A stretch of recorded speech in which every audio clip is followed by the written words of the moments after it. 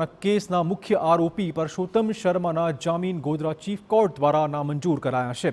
અરજી ફગાવી કોર્ટે ટાંક્યું છે કે એનટીએ દ્વારા પરસોત્તમ શર્માની પરીક્ષાના સીટી કોર્ડિનેટર બનાવવામાં આવ્યા, પરંતુ તેઓએ સિસ્ટમને તોડવાની વૃત્તિ બરાબર કામ કર્યું, તો બીજી બાજુ એનટીએની પણ ગોધરા ચીફ કોર્ટે ઝાટકણી કાઢી હતી।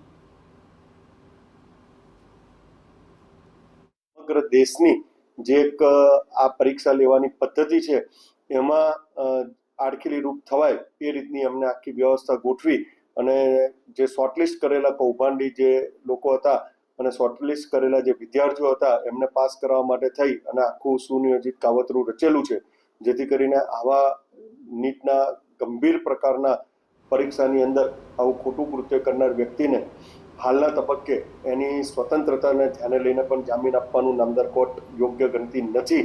એટલે નામદાર કોર્ટે પોતાના ચુકાદામાં એવું નોંધેલું છે કે એનટીએની પણ જે વર્તણૂક છે એ પણ ચલાવી લેવાય તેવી વર્તણૂક નથી કરી। હકીકતે એમને વિદ્યાર્થીઓના ભવિષ્યને ધ્યાનમાં લઈને તમામ સકાર તપાસના કામે આપવો જોઈએ।